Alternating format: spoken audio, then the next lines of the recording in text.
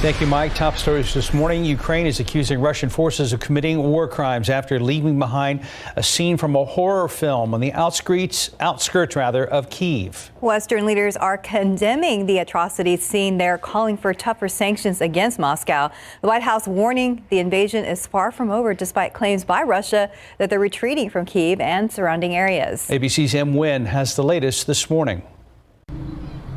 Devastation across Ukraine as authorities accuse Russia of committing war crimes. In Bucha, a city northwest of the capital Kyiv, bodies lying in the streets, some victims with their hands bound and others shot at close range. Local officials say it appears some were tortured. Bucha's mayor saying hundreds are buried in a mass grave.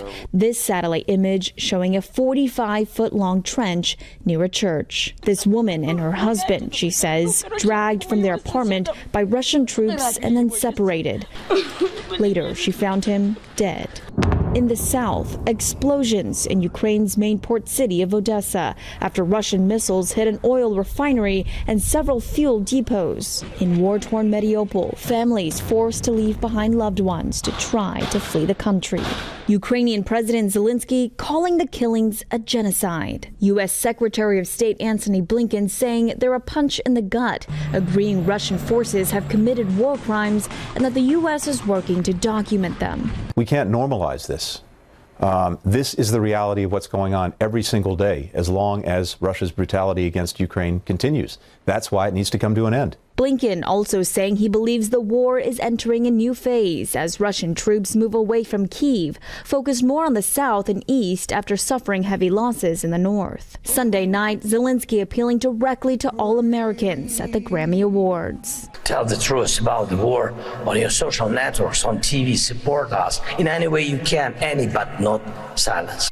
As negotiations continue between the two countries, Secretary of State Antony Blinken says the U.S. and its allies are open to lifting sanctions against Russia if it means a peace deal.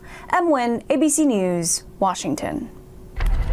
And new details this morning about the deadly shooting in Dallas. One person is dead and at least 11 others hurt. The shooting happened at an Easter-themed trail ride and concert with as many as 2,000 people in attendance. Dallas police say a fight broke out and one person fired a gun into the air, followed by someone else firing into the crowd. One of those shots hit a 26-year-old man in the head. He was pronounced dead at the scene. The other victims were taken to the hospital, including 3 juveniles. And in California, Sacramento's police chief says there were multiple shooters in the shooting that killed 6 people and injured 12. It was the second mass shooting in 5 weeks for California's capital city. Golden State Warriors coach Steve Kerr also reacting to that shooting, calling out politicians in California and Washington. If our government had any guts, if people put others in front of their own career paths, in front of their own re-election campaigns, in front of their own propaganda to manipulate people. It's right there in front of us. And we're going to have more on this story coming up in the next half hour. Airlines canceled more than 3,500 flights here in the U.S. over the weekend, delaying thousands more. Bad weather in Florida and other issues are being blamed. According to FlightAware.com, there were major disruptions at several major Florida airports, as well as in Baltimore, Maryland, and other airports around the country. Airlines like Southwest were heavily affected. They say operations are slowly returning to normal as we head into the work week.